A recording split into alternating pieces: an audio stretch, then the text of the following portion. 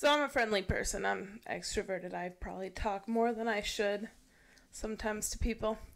Today we had a guest come in inquiring about the pool. He was actually looking for something else and saw the pool and wanted some information about it. But then we just got talking. He was like a lawyer and he was just very friendly, very talkative. And he goes, I have something. I'll be right back. And I was like, this dude ain't coming back. And he came back like 30 minutes later because apparently he got a phone call or something. And he just goes, I wanted to thank you for the talk. And so he wrote me a note that says, Happy Labor Day. And thanks for talking. That's all it is. It's just on scratch paper. And then he goes, and then I wanted to give you this, which this is kind of cool. It's New Hampshire through time, the specific city. And then he gave me this. And the funniest part is we did not discuss religion at all. Fern just handed me a box. Yeah. Look closely at that tie. One, why he gave me a tie. I did talk about my husband. It's a tie with a bunch of little crucified Jesuses all over it. I'm going to send it to my dad. Oh, yeah, your dad loves this. He wouldn't wear it, though. He would find it humorous, but my other lifeguard about died. And it's just funny because we did not talk anything religious. Like I said, he was a lawyer. He was telling me about life experiences and, you know, he was a lifeguard at a beach and I was like, cool. And I'm just being friendly, nice guy. And I did not know what to expect when opening that box. You know, worst case scenario, it's anthrax. That's hilarious. But then it's, you know, that beautiful tie with a bunch of crucified Jesuses. Like, at first glance, I thought it was just a bunch of crosses. But you look closer at it and, oh, Jesus is there. Each one. Yeah, because it's like they're laid out to make it look like a nice design from a distance, and then you look closer, and then it's just a bunch of probably over 100 little tiny crucified Jesuses. We get some wild people. The other day, I had a guy who wanted to pray with me. So I said, yes, I'm Christian. Doesn't bother me. Sure, pray. That's fine. The whole time, I'm just like, why? Why do I run? It's because I talk too much. You know why you don't have situations like this? I mean, I have situations with weirdos, too, but... Even when you don't talk to them? I mean, sometimes you don't have a choice. Sometimes they just come up to you. Like, do you remember that time? Propane lady? Not propane lady. We were still living in Colorado, working at the rec center, and there was this gentleman who... Yes. I walked out of the office, and he is talking about... He's just talking the front desk people's ear off. And... I kind of like eavesdrop on the conversation, and he's talking about how the government controls the weather. They do. And I was like... Just kidding. They do. I mean, I don't know what's weird about that. We all know this. But anyway, I was like, oh, goddamn, that guy's going off. Mm-hmm. Anyway, some time goes by, probably like 45 minutes later, I'm like, I had to go clean the men's locker room or something. And I walk in there, and this dude is in there in nothing but whitey tighties, just going off with these old men about how the government controls the weather. Oh my God. And he sees me and just like streamlines for you, beelines straight to me. And the first thing out of his mouth, he goes, "Hey, nice day, isn't it?" I was like, "Yeah." He goes, "You think that's a coincidence?" And I was like, "No." Yeah, I was like, "I don't know, man." And then I was just like, I don't know. I had like some cleaning stuff, and he started talking to me, and I forget how I got out of the situation, but immediately the first window of opportunity I had to get the fuck out of there, I did. Yeah, there are always weird experiences. I just get a lot of them because I'm too friendly and I talk too much. But much like your, government controlling the weather guy, I had a guy who said something so absurd, it made me mad. So I get it. I get that older generations don't understand that people are locked to their phones.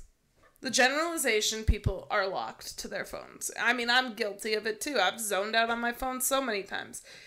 But he was going off to this poor woman who was just trying to watch her kids swim. And, you know, she's reading and that kind of stuff. But she gets stuck in, like, an hour conversation with this dude. At one point, he goes, the imprisonment that people have to their phones is worse than the Holocaust. It's pretty bold to say anything's worse than the Holocaust. Yeah, that's wild. You were talking about major genocide, and now you're just talking about lazy people who are zoned in on their phones. Like, so, of course, this gentleman doesn't own any cell phone or anything, and I feel bad for him because he's slowly losing his mind because he doesn't ever remember things. But, yeah. And he goes on these crazy tangents all the time. And he's the one we can guarantee on a rainy, cold day he'll be there because he believes in, there's actually, like, scientific proof of cold water therapy, like ice baths and that kind of stuff. And that stuff I like hearing him out on because he's read a lot of stuff on it. And, you know, some of it sounds a little absurd, but yeah. So he's just interesting in that sense where he just goes off. And I'm like, damn, you say some wild shit, dude. You know what, though? When you're a senior citizen, you can get away with that. Senior citizens can pretty much say whatever the hell they want. Anyway. But yeah, wild people, wild conversations. I've seen my fair share. We used to have a famous hot tub guy at the old facility I worked at, and again, we called him Hot Tub Guy. And he was going off. He was huge into astrology. Oh, really? Yeah, and one person thought he said astronomy, and so then they got in a heated argument. And I'm like, why over this?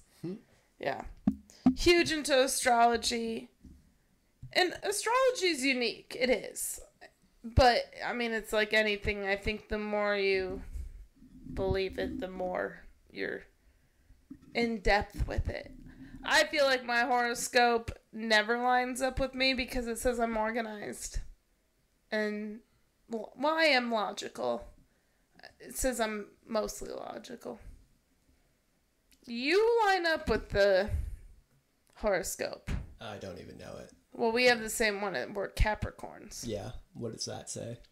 Very, literal way of thinking. Very type A personality. Yeah. Which is funny because I'm type B. I'm not a perfectionist. I am very unorganized. Like, I'm organized in my own way, which is a cluttered mess. I'm not organized either, though. I'm also a cluttered mess. True. Like, and you know what? I wouldn't even say you're type A because you and your dad love hodunkin things. Yeah. I think if you were set to do a project on your own, you would be meticulous about it, but you're also okay with doing the shortcut fast repair. Yeah, I guess I have to weigh my options. Like, do I have the time to be meticulous? Well, the time and the expenses. Yeah, or do I need it fixed now? Yeah. You know? Yeah. That's where that comes into play for me. Interesting. Like, if I have the time to do it, I'll do it right. Oh, and then we have a guy who we call Smokey Joe. Not even his name. We just call him Smokey Joe because he comes in smelling like prime time. And the dude is barely out the door before he starts lighting up another prime time. Thick German accent. And he has been known, because he's a lane hog, like when lap swimming, he's been known to like push people. And like purposely like whack them with his arm because he doesn't like sharing lanes. You get wild people, man. Yeah.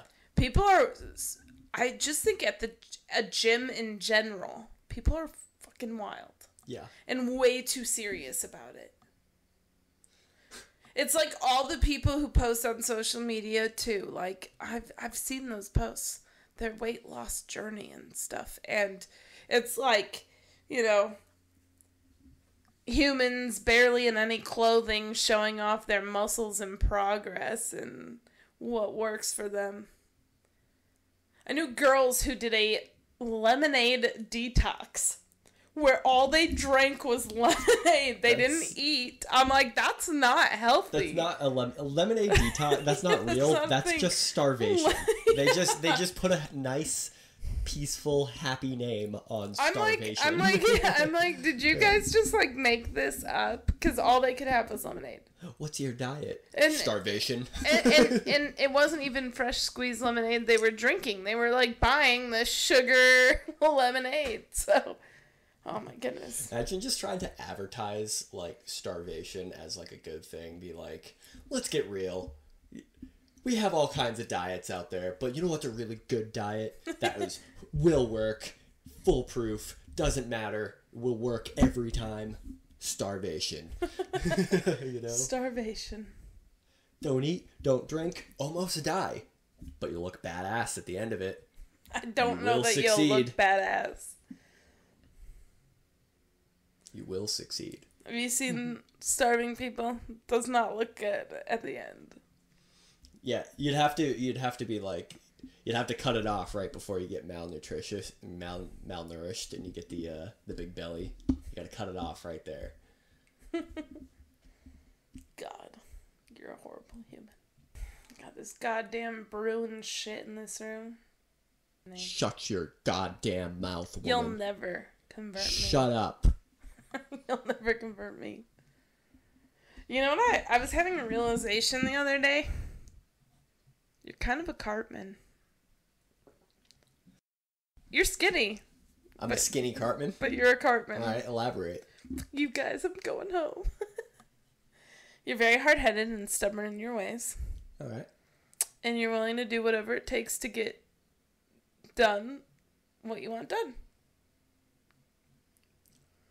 I wouldn't say whatever it takes. Give me an example. You're volatile. We've had these examples. You said you would do the hard shit in a survival world. Oh, you don't think Cartman would to keep his physique? Yeah.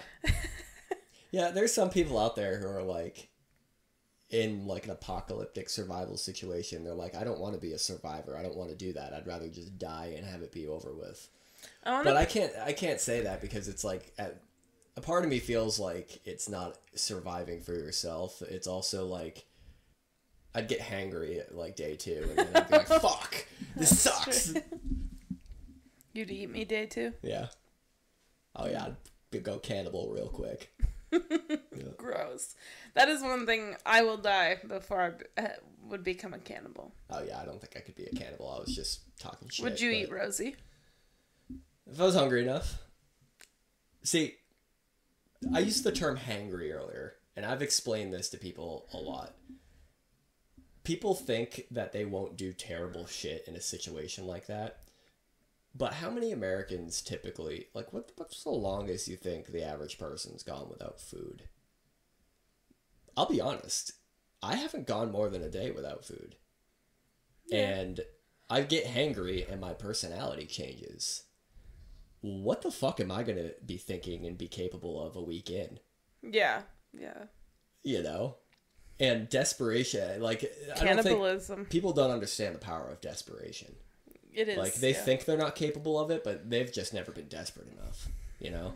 Yeah. And that's really what you kind of... But I also don't think everyone has it in them. There's a make and break point. Yeah, that's true. And I think I would hit a break point before I could eat someone. Like a give up point. I think I would be like, okay, I'm done. Take me out. You can eat me. That's fine. Yeah. I'd let you kill me and eat me. I'll try and get meat. Well, in an apocalyptic world, I'll probably be lean with muscle, less fat. Probably be a decently healthy meal for you. It doesn't even... I mean, I guess this is apocalyptic if you're living in it, but, like, if a war was to break out and you're in a war zone and food stops coming and you're not getting out and, like, you're not leaving, then, yeah, you're going to eat your dogs. Like, yeah, no, I mean, I make the joke because Rosie's your baby. But no, I mean, if it was they would be the first ones we'd eat if we were really that hungry, you know? Yeah. And I hate to say it, like we have chickens and ducks out there. I'd eat the dogs before them. I'd eat Rosie What? before them. Oh, because they lay eggs. Yeah, the chickens are gonna give us eggs daily. We can kind of like sustain off of them. I'd keep Watson, because he's like pretty. He's a smart dog. Rosie. Yeah, he's a smart dog. Rosie would eat her pretty quick. Well, some background on Rosie. She clearly has what they told us was a neurological issue. She's a little slow. Yeah, she's dumb. She's dumb as fuck, but she is happy. Always smiling. She is the apple of your eye. I love her. She's my baby. Yeah. When she's in trouble. I'm talking about eating her right now, but goddamn, that would destroy me if I had to. Yeah. I think it'd be better than letting her fend for herself, though. Oh, yeah. Because that feels cruel, too. Oh, my God. Because she'd suffer. Yeah. Whereas, like, if you knew you could take him out quick and with mercy. Linear. Yeah. Smell the flowers, Rosie. Smell the flowers. No, you'd have to give her a piece of food to look at. Yeah. Or start filling her water dish. Yes. Those are happy little circles and stuff. Yeah. It'd be pretty hard to eat your dogs. Yeah.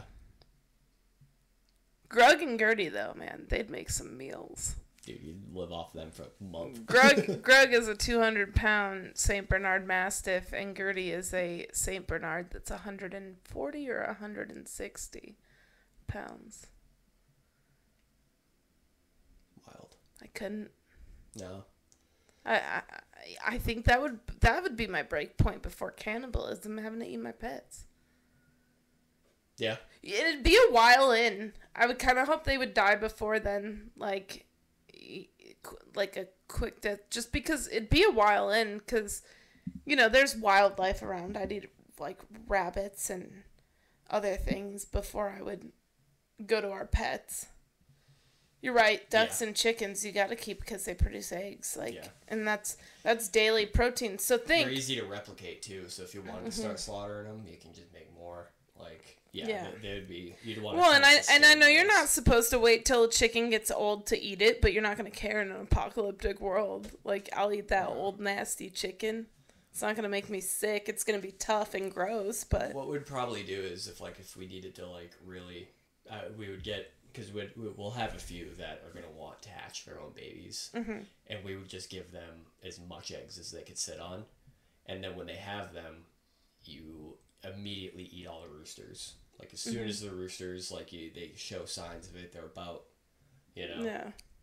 just early young adulthood for a rooster, you slaughter them and eat those first. But you got to keep one rooster so it can keep making babies. You want to keep a couple because you don't want to keep just one, because then if you lose that just one, you're fucked.